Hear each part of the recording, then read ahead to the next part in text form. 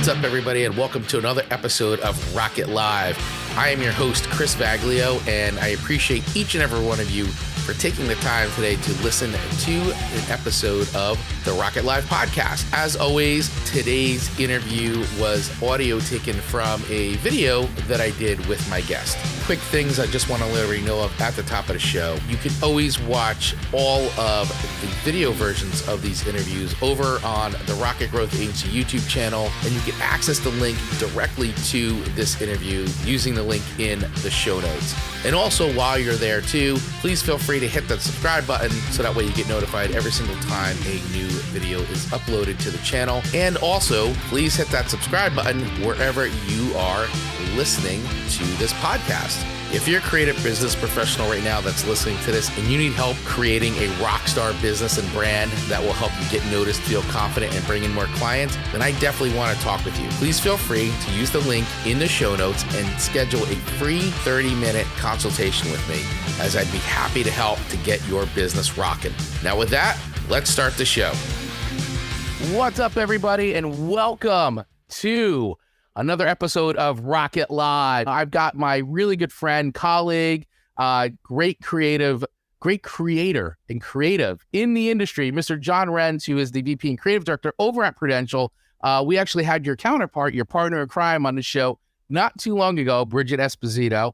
And of course, we can't have one without the other. I mean, we gotta have Bridget, we gotta have you, or it was you and Bridget. Bridget happened to go first, but now we've got the man, the myth, the legend, Mr. John Renz on the program today. And yeah, I really appreciate you coming on, though. Thanks for taking the time.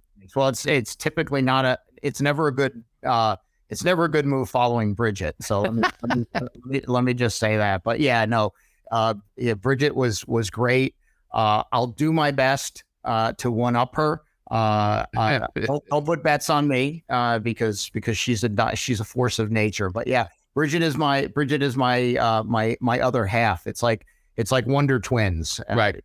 Or Wonder Twins activate. Yeah, or like Superman and Clark Kent, right? We're right. Same place at the same time. So we might be one person, maybe not. You never know.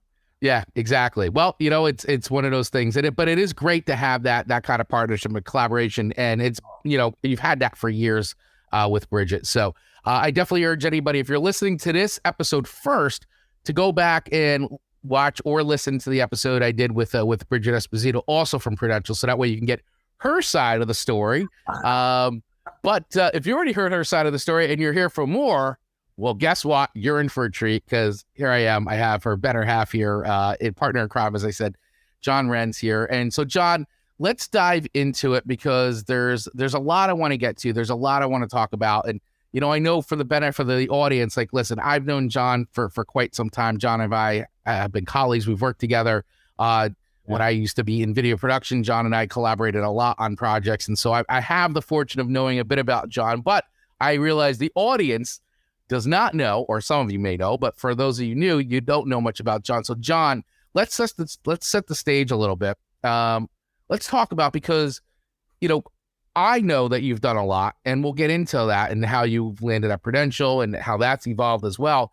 But let's go back, because I think it's important. And I love doing this. And it's like, not everybody has an origin story, right? Like every superhero has an origin story. You have an origin story, but I always find it great with creatives, because there's always that certain spark, whether you intended it or not, that totally got you down the road of going more into creative. So I'd love to hear that from you. Like, what was that thing that kind of set things in motion for you creatively?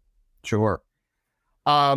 Well, the secret is I was bitten by a radioactive copywriter when I was a teenager, and it's all been downhill from here. No, so thank you, Priscilla, my good friend over across the pond.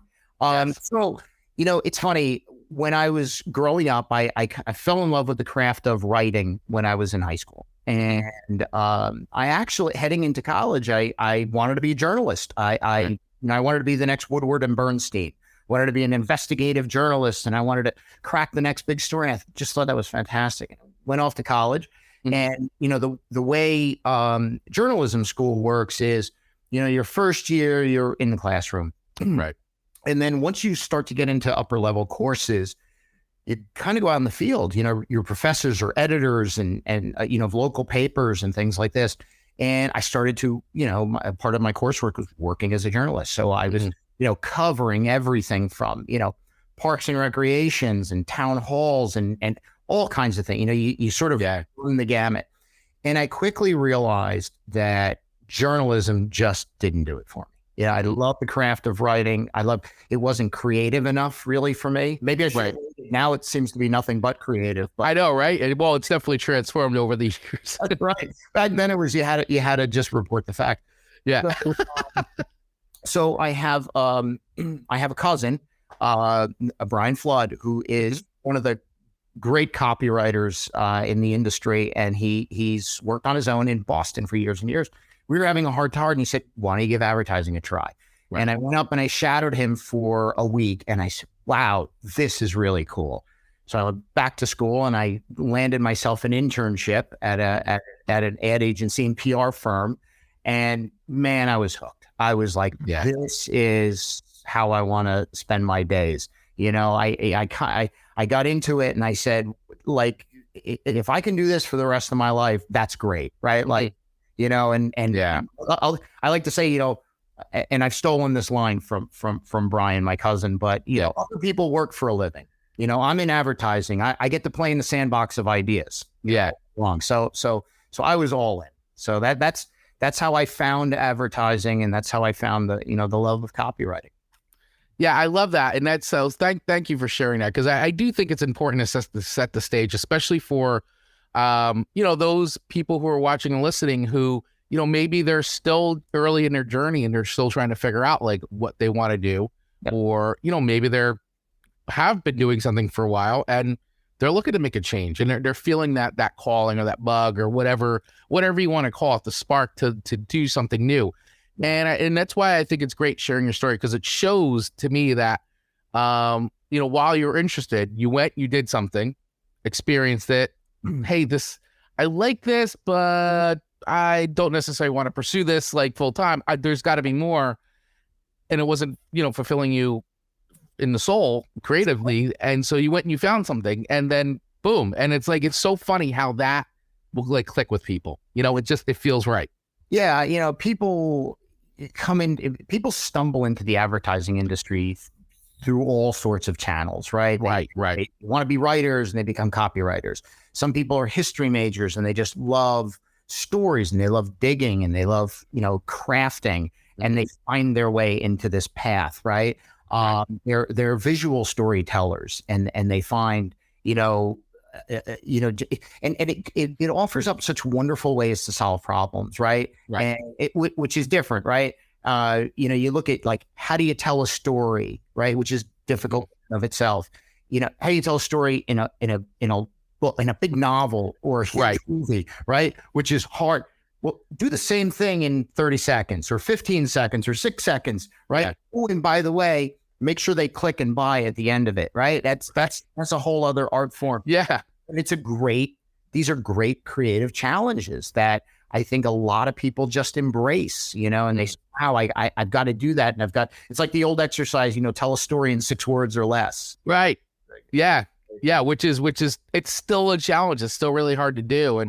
And this is why too, like I love it. I don't want to get too far off topic, but I do find it to be relevant, because I find that what you're saying too is, and this is where, people can, say what you want about social media and things like, but platforms like TikTok and Instagram, like what you just said, that's the enjoyment I get at, is like, what's the challenge? And I love watching what other people do creatively in that like 15-second, 10-second. And of course you have longer videos, but really, especially when TikTok even very first came on, and, went from Musical.ly to TikTok, still was like that 15 to 30 seconds. And people really, really got super creative. Sure. And I love it. It's like, what a source of inspiration. I've had because social media is part of my responsibility, Prudential, I have to watch everything. Right. Yeah. And I take a lot of abuse from my kids for this, like, great, dad's on TikTok, right? But I was, when Musical.ly came out, you just have to be aware of it. Right. And then of course COVID hits, and TikTok was sort of, like Zoom, right? It was like, the pandemic kind of helped that explode. And, but yeah, you're right. Because when it first became TikTok, it was essentially just a slightly elevated musically, which was right. dances and things like this. Yeah. It really has truly evolved, and people have done remarkable jobs of storytelling and like how-to videos. And it is just fun to watch them push the boundaries and see how far they can go in such a tiny amount of time. And it's great, as you get older, to look back and watch as newer eyes and younger eyes are creating this stuff. Yeah. They truly approach the content in a different manner, and it's refreshing, right? And it's like it is. One of the things I love about advertising is you shouldn't. I guess you could, but that might be bad. You should never stop learning, right? And that's right. And it's just such a great learning exercise to watch some of these platforms develop. Yeah, I couldn't agree more with you on that, because, and I get when people will say like, I don't know, it's for kids. And it's like, yeah, no, but it's not. And it may have started off but this is it though. I mean, it is something to look at. Like when a younger culture is into something, it says something that will probably be something that should be watched and looked at, because that's where you're going to start getting some new inspiration. What's going on? Like what creativity is being pushed in those areas. And so from that standpoint, like, this is where you should open your mind, and especially people in the creative industry, like to sort of like have blinders is not doing you any favors at all. Like you really have to, like, whether you like it or not, you should at least take it in, experience it, and see if there's any inspiration to be drawn from that. Oh God. Yeah. I think to be, first of all, I think to go into advertising, to go into any kind of realm here with creativity, but especially advertising, I think you really have to be a student of the world. You have to just never want to stop learning. I mean, virtually about anything, and again, I catch a lot of ribbing. My kids will catch me on TV. They're like, what are you watching? And I'll like, and it's like, I'll find, I'll be equally as fascinated with, the Theodore Roosevelt documentary, which is currently airing, as I will with, Flea Market Flip, right? Like, it's just different forms of content and different ways of staging. You got to soak it all in, and it's all sort of grist for the mill, right? Then continue to push that out, leverage all the best pieces, and keep telling better and better stories. Yeah, I agree 100%. So how long have you been at Prudential now at this point? So I've been at Prudential longer than I've been at any other company. And I've been 14 years I've been at Prudential. That's awesome. Which is, like I said, the longest I ever was any place before was 5 years. So for me to be at a place for so long, first of all, is shocking to me. I went from being, walking in and sort of laughing at all these people with 20-year tenures. Oh my God, look at these lifers. And now I blinked, and now I'm a lifer, right? But it's fast. Well, it does. But what is kind of made it, I walked into Prudential at an interesting time, right? I had been freelancing for several years, and a former boss of mine was at Prudential, right? And she referred me, and they were actually looking for a freelancer. So I interviewed for a freelancer position. After a few weeks, they called me back and they said, no, we want to make it a full-time gig. And I was in a little bit of a lull. So truthfully speaking, I took this gig, didn't think I'd be here any more than 6 months. And I said, listen, I'll take it. I'll take the paycheck and I'm out. Right. But I got in, and the work was pretty good and the people were pretty good. And then they brought in sort of a person to, they brought in a boss, right, to run the place. And he and I really had a good sync, right? A fellow named Jim Irvine. He's actually the creative director at Chubb right now. And so we had a really good sync, and we started to do some really good work, really elevated work, right? Better. And then someone said, hey, they're doing some really interesting things over at our group insurance. I was with our retirement business. Right. Take a look over at the GI space. So I move over there and they were just starting up a group and they were really looking for some refinement. And that's when I crossed paths with the famous Bridget Esposito, right? So that's when Bridget and I were first teamed up. And for some context, I'm a copywriter. So copywriters, editors, proofreaders are under me. Bridget, art direction, design, and she had video and animation was under her. And, you know, as you'd mentioned before, it was just from a partnership standpoint.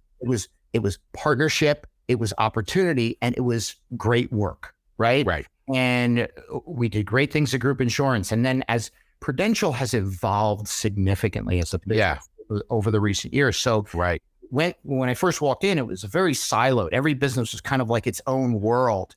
And then we went through a rapid period of sort of coming together. And then so the first thing they did was they unified the institutional business and the individual businesses, right? And then took that over. Then they unified all the US businesses, and Bridget and I took that over, right? And, you know, it's all on our way to world domination, of course. But, you know, and as sort of the silos have come down, bigger and bigger opportunities have come across, and it's become more and more interesting. The challenges have become bigger and juicier, right? So there was no reason to leave. You know, you know, if you were to ask me 14 years ago, do you see yourself still working for an insurance company in 14 years? I'd have said, hell no.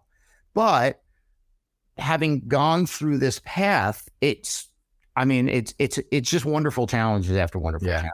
Yeah. And at the end of the day, it's really not just an insurance company. I mean, there's so much going on. And, you know, like, once again, I've had the benefit of working with you and on certain projects, things like that. So I was able to learn a lot, which was eye-opening for me to like learn how much goes on inside and the different things that you're creating at the different levels. And yes, it's a lot. And from one thing that I learned is you guys do a lot of storytelling, like a lot of storytelling. And I found that to be very, very fascinating. And it makes complete sense. Yeah. But just didn't put two and two together till I was like seeing how you guys work. Yeah. Well, it's, you know, what helps is that, you know, you've got this great brand, Prudential brand. And, you know, we do really important work. And, you know, there's, you know, it's easy to look at some companies like, you know, Amazon, Google, and Facebook, and all these companies say, well, they're the real innovative companies, and they are, right? But Prudential is an incredible innovator. I mean, when you see some of the things that we have done, I mean, most people don't realize this. Prudential is a company because the founder of it, there was no such thing as affordable life insurance. So John Dryden, who started Prudential, a little history lesson, right? Created an affordable life insurance policy for the working man. Because, you know, 100 and nearly 50 years ago, if you died and didn't have anything, you were basically buried in a pauper's grave. Right. And so he created something that you could, for a few pennies a week, preserve your dignity, right? And maybe have something that your family could be okay with for a little while. And we've continued sort of innovating in terms of, like, you know, securing pension payments. You know, in a world where pensions are collapsing, we help keep them going on. So when you think of like people's livelihoods, people's income, if they're hurt or sick, we protect all of that stuff, right? Which is really important. And, you know, maybe it doesn't sound as sexy as Tesla or Google, but let me tell you, when the time comes for you to walk out of retirement and you know you have a paycheck for life thanks to Prudential, that's pretty sexy. And or when you hurt your back and you can't work for 6 months, but you're still getting a paycheck from Prudential, that's pretty sexy. Right. No, it 100% is. And that was the thing for me that, once again, when I started working with you and doing some of the projects we worked on together, that was like a big takeaway for me as to like those bits and the story. And it just, because you don't think about it till you're like really doing it, and then how much of behind the scenes gets out. Like, this is what goes on behind the scenes to actually create all this. So yeah, that was a great inside look at things, which I think is another good point I want to touch on, because this is another thing that I think a lot of the guests I have on the show, and this was great because Bridget came on and we did talk about this a bit, is that, you know, a lot of folks that I have on the show are business owners. They're running their own ships, or, they're agency owners or they're solopreneurs, whatever, creative professionals. But what I think is unique with what you bring and what Bridget was talking about too, which is that, you're inside a company, right? So you're doing that inside like marketing. And so from that perspective, I'd love for you to talk about that, because I think it's important for people to understand how that translates, for maybe folks that are like at an agency or they got their own creative thing going on, to the things that you're talking about, but it's internal. So why don't you talk a little bit about that inside, like the mechanism, how that works, and, maybe what the philosophy is around that. Yeah. So just like Bridget, I began my career at agencies, right? Yeah. I didn't work for big mammoth shops. I worked more for boutique firms. And then, I made the move to in-house. I really enjoy being in-house. I loved agency work. I like being in-house, right? So when you look stereotypically, the agency is, the ad agencies, that's the outside perspective, right? Right. They need to be sort of on the bleeding edge, right? And that is very valuable. That's really, really valuable to a brand, to a company, to get that perspective, right? So no disrespect to any of my agency brethren. I really appreciate that. In-house brings a different kind of value, right? In-house, you really get to know the business. How does the business operate? What's important? How are you measuring? What are your metrics? How do you make money? What's profitable? What's not profitable? And when things are really good, like, the way sort of Prudential approaches thing, you get a wonderful blending of the two. Right. You do get to do that great creative work. But one of the things that I sort of view as like sort of the superpower of being like an in-house is just the access. I mean, one of the, when you're at an agency, you're really relying on how open and honest is a client going to be with you, right? How good is the brief going to be? How true are they going to be in the brief? Are they really going to be vulnerable and let you know what's what, right? And that's important if you want to do great work, right? You need those clients that are going to want to open up. They're going to let you see the underbelly. They're going to let you see the warts and all. Yeah. Let you do what you do do best, right? Which is sell and position and tell their story. When you're inside, you get that firsthand, right? It's very difficult to hide that. Yeah. Right? Yep. So, I just always found that refreshing, right? So if you look at, when you and I first started working together, we were working on our disability lines and life. Yeah.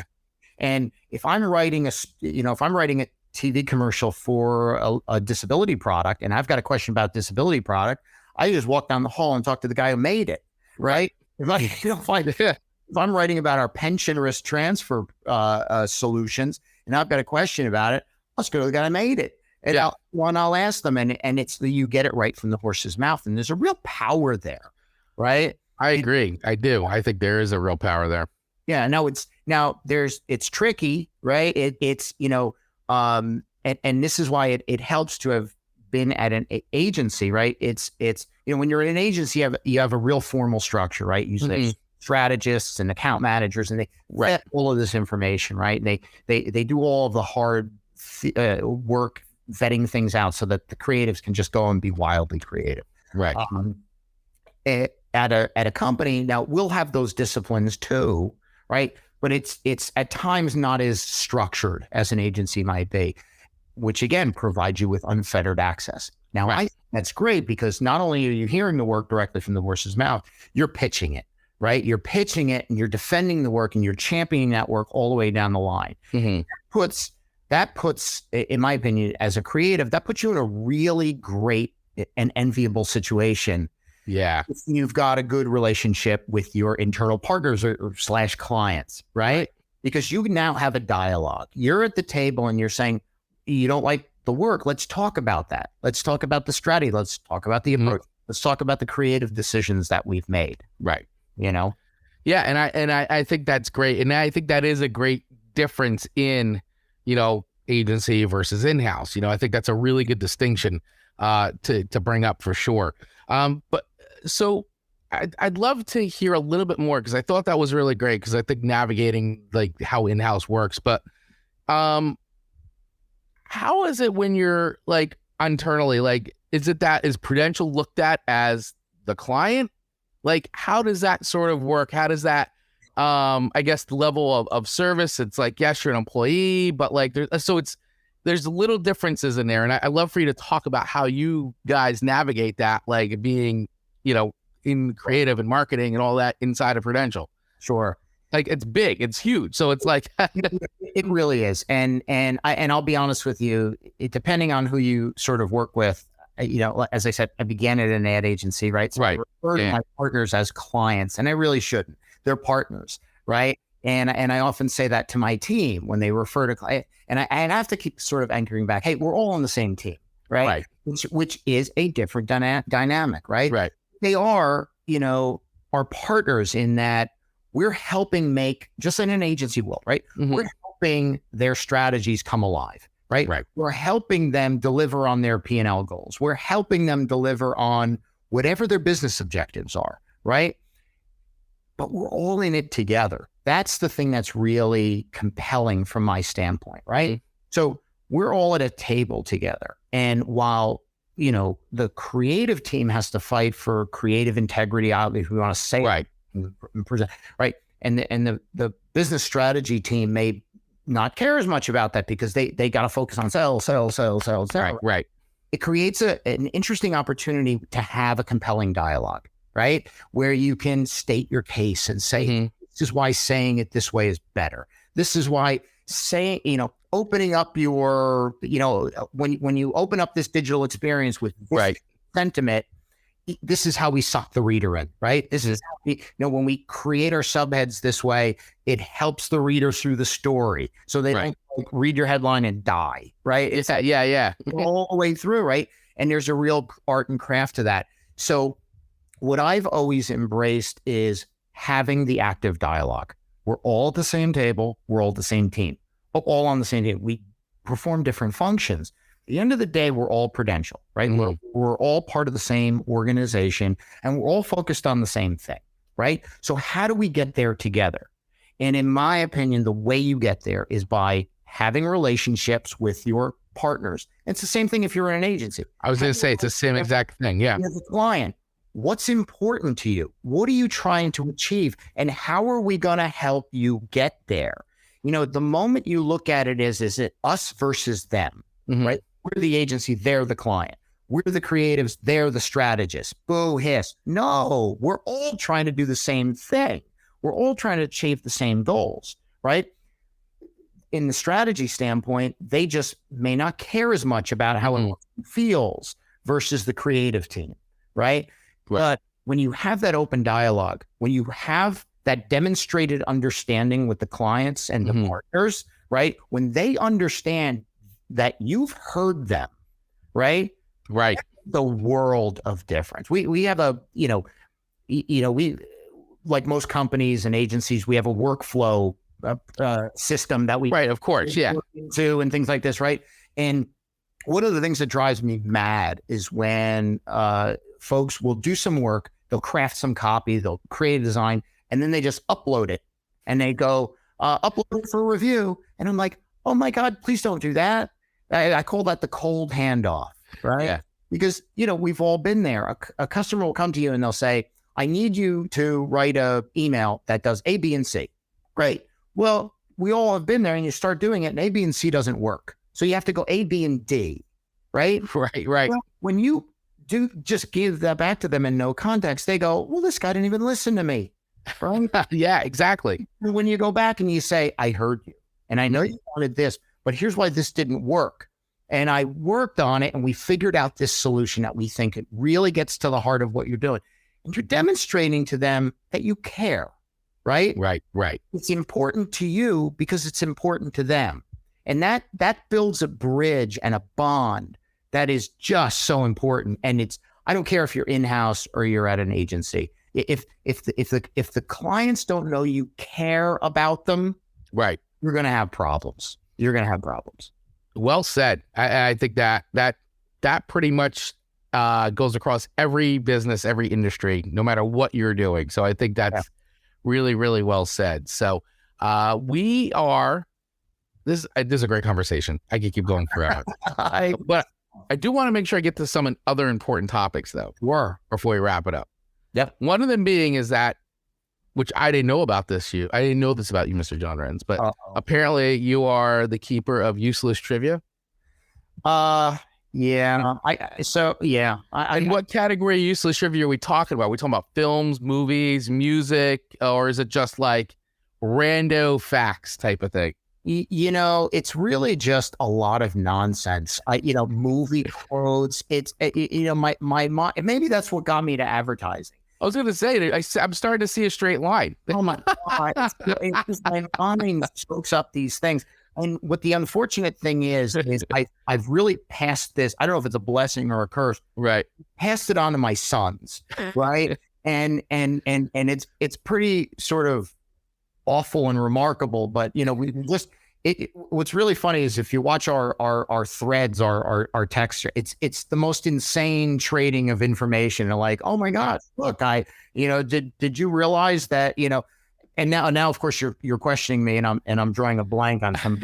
Yeah, it's okay. It'll come to you afterwards. You're going to text me like a fourth person on the moon, tripped and fell. And it's like, okay, why does this stuff stick with me? I don't know. I think it's maybe good though. I think it's maybe because I get afraid if I'm at a cocktail reception and I don't, I absolutely have to know the origin of why a sandwich is called a sandwich, right? And if no one knows, it's because of the Earl of Sandwich, right, was playing a game. I think it was cards or something, and he was so engaged he didn't want to leave to eat, and then he ordered one of his helpers to just take some meat and put it between two slices of bread, and voila, the sandwich.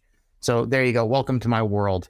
Awful trivia stuff you will never ever use. But the thing is but you'll use it, and I think this is good because I think it's the same thing that goes in with like when you tell people a lot, and I talk to people a lot when I'm working with them, coaching them and stuff. Is like always have like some stories like locked and loaded and ready to go. Like have stories that you're really good at telling. You've told them before, and sort of like which stories to tell at right times are going to resonate.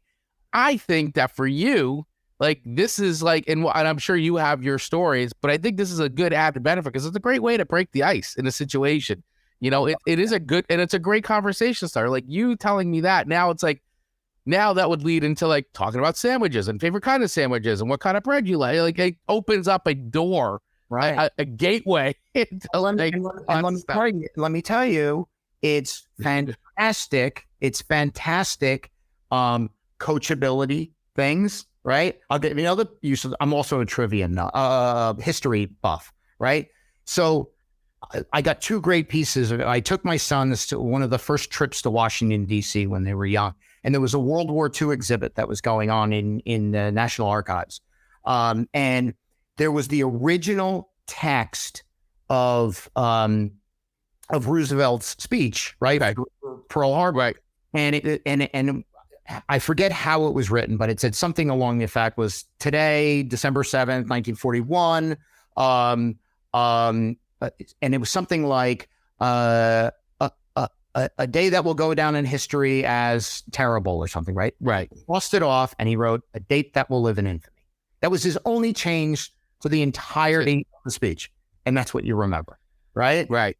So sometimes when my team kind of lays, what are you editing? It's really good. Yeah, but that one thing may be good. That one thing. I mean, you're absolutely right. You're absolutely right. It's always that one little thing that just then makes it, memorable, puts it over the edge, whatever you want to call it. And then in the same trip, we went to the Aerospace Museum and we watched this documentary on JFK making the prediction about going to space, which I all forgotten about, right? And he had said in the early 60s, we will put a man on the moon before the end of the decade. He was out of his mind. We weren't even close to doing that, right? Right. We did it. Son of a gun.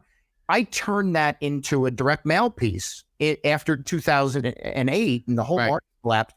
People didn't want to invest for retirement anymore because they were like, well, why bother? Right. So we had this whole concept wrapped around that idea, right? It was sort of the man on the moon, and it opened up and it gave a very brief history lesson about JFK said we were going to do that. Everybody laughed at us. You can't do that. That's insane. You can't overcome. but he put a plan in place and he stuck to it and he did it. So the crux was, saving for retirement may seem impossible. You can do it. You just get a plan in place and you stick to it. And it was a huge success, right? It's relatable stories and bizarre history that some people would take in and go, okay, I've forgotten it, Right. And, but for me, it kind of, these things kind of come in my head and dance around and find their way into copy. So. Well, I love it. I think it's great. I mean, I'm very similar in a way of I try to find inspiration in everything, and I try to remember things like that too. And I use that, and I have throughout my whole career, and I still to this day do that. And I think it's wonderful, and it's something that you should never stop doing. So I hope everybody who's been listening or watching this has really learned a lot from John's story and his inspiration and how he has channeled that into his career. And I do. I think it's great. So, never stop being inspired, never stop learning, which is something you said right up front. And it's so true, because listen, we're still alive. We're still doing it. So, if you're not learning, you're not living. That's how I see it. No, if you're not going to keep getting better if you're not going to keep pushing the envelope and trying to get better, I'm not so sure advertising or any creative field is the right place for you.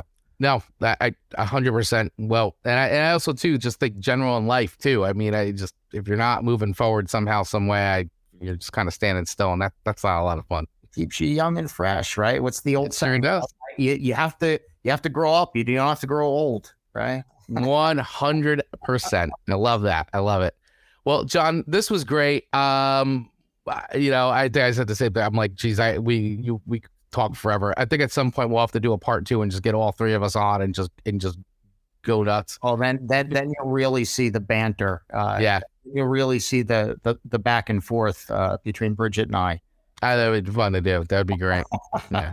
But John, thanks so much for coming on today. I really appreciate your time. And so if people are looking to connect with you, what's the best way that they should reach out to John Renz? So I'm in LinkedIn. They can find me on LinkedIn. I have a Twitter handle at @JRenz. I'm not a super active Twitter person. I'm usually the person behind the Twitter handles for writing the tweets, influencers.